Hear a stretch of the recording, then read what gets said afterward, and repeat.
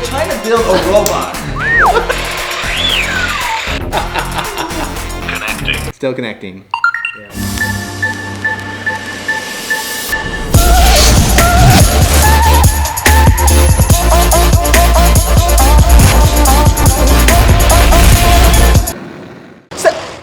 So, we got a brand new guest today, the Robomaster S1. Is that right, little guy? He agrees. So, as the world is stuck in quarantine and slowly getting out of it, we are also stuck in the office and at our home. Now, DJI just issued us a Filmmaker challenge to create 2 separate videos that are both very different from each other, showing off this little guy right here, the Robomaster S1. Can you please be quiet? In this first video, we'll be premiering the final film at the end, and this little guy right here will be the hero. Now, we first had to build this guy from pretty much scratch. Let's show you that process right now. Zane's the team leader on this one. So step number 1, take out the battery, charge it, get it charging, so that way when it's done being built, you can start instantly playing with it. Don't eat this. I'll eat this one. You said, Zane, you learned from the tutorials that they have online. Guess what it's called? How to assemble Robomaster S1. It is 12 minutes and 24 seconds. Is that how long it took you to build? No. If you're not watching a movie while you're building it, or have a kid, it'll probably take you around 2 hours. I finished Back to the Future, the first movie. Movies that I didn't have to sit there and watch because I've seen them at least a million times. You hate Back to the Future? No, I'm just joking. Actually, this can't be recorded. I would be killed. Here's the grease. Looks like Neosporin. Doesn't taste like it though, so.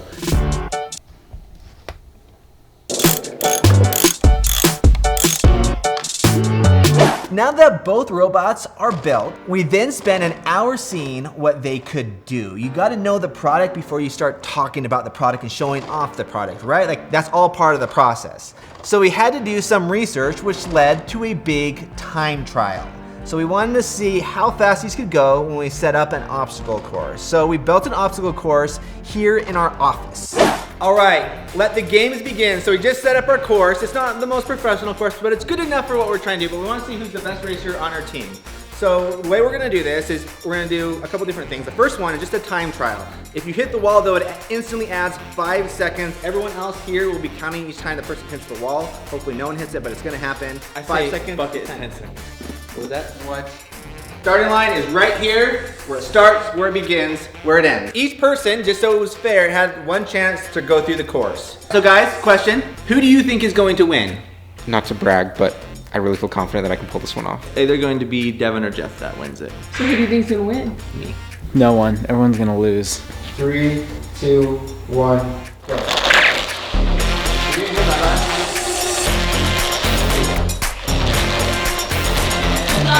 Okay, so Bubba got 27.95 seconds. No worries. I'm the silent killer, you know? 2, 1, go. 4, 5, 6, 7, 8, 9, 10, 11, 12.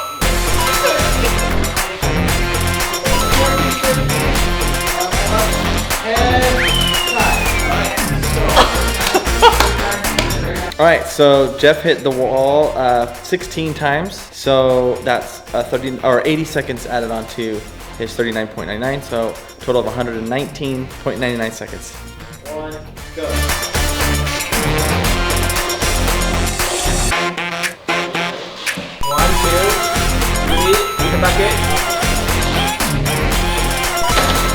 3, 4, 5. With his penalties added up, his total is 70.19. Just a little bit better than mine. I'm gonna give it my best, 110%. Actually, I was very cautious and it didn't help. The top competitor is right here. You guys are in for a treat. 3, 2, 1, go. Start. Dang it. Oh.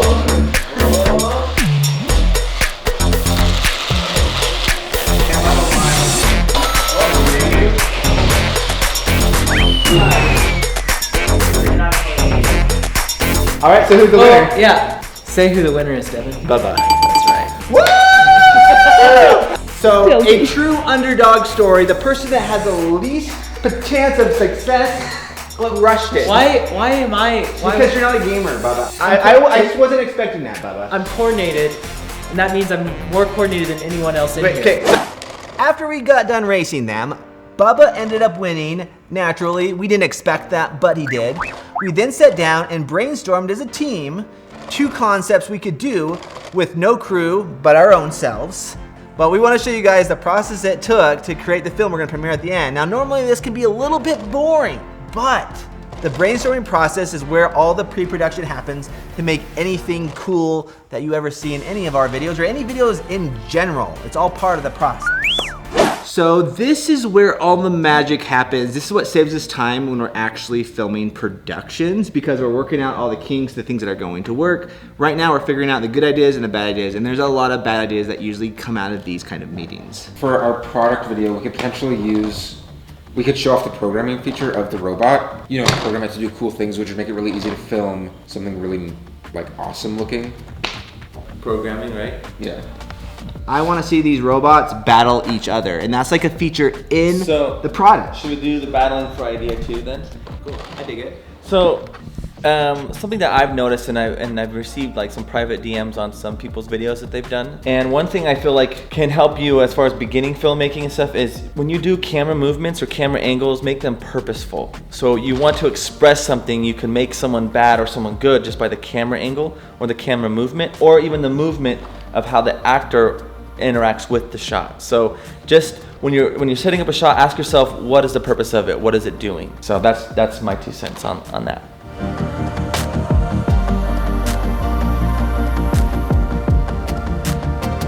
We're all kind of like wanting to make something, but none of us really feel like we're having the energy. It's been a very busy week. I'm tired. I think everyone else is tired. You know, and I'm wanting to give it my best, but I just feel like, you know, sometimes you just gotta keep going. You just have to keep working until you get it done. Now, the first idea we're going to do is create a short battle between good and evil. Robomaster S1 versus the other Robomaster S1. We would have to figure out how to make it clear who was the bad guy and who was the good guy, because they both looked identical on the outside, but things aren't always as they seem. So we're filming good robot versus bad robot. Bad robot's gonna be red, blue robot's going to be blue. The reason why we made the good robot blue is because usually blue is associated with good heroes, such as Luke Skywalker, blue or green. He has a blue or green lightsaber. The villains, Darth Maul, Darth Sidious, it's all red lightsabers. So Darth Vader. Darth Vader, red lightsaber as well. We're talking about robots right now. Like, if you're doing any kind of film, like, these are the same questions. Like, okay, I just cast my villain. What am I gonna have him wearing? Is he gonna be wearing blue, red, other colors to portray that he's a villain? And what is his mannerisms gonna be to also portray that he is the villain? So these are all questions as a filmmaker, as a director, that you're having to ask yourself. So right now we've determined how we're gonna have the blue guy be portrayed, blue robot. And then after that, we'll show you guys how we're gonna have the villain portrayed.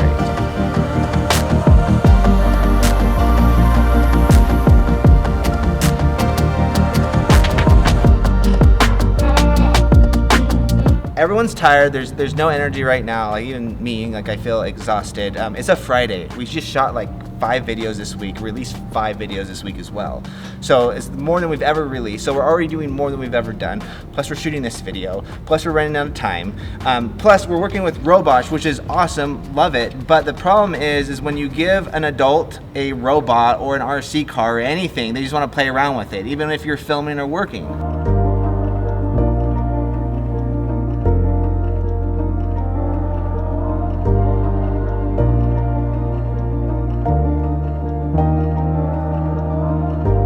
I've had a really, really fun time with it, actually. Like, building it was really fun, and then playing with them is super fun. I feel like they're great for racing. It was a really fun competition. I'm really enjoying making a movie with them and like play fighting and telling a story. And I think they're designed in a way that encourages creativity, and I love that. I wasn't really skeptical, but at the same time I was like, we're gonna do robots, like, you know, are we a little old? We're not old enough to, like, this is amazing. I think any age can enjoy these little robots. They're a lot of fun. And there's so many things you can do with them, it's crazy. After we got done filming, we spent the next day editing the film. So without any further ado, I'm going to premiere the film that this little guy starred in as our fearless, faithful hero. Here is the world premiere.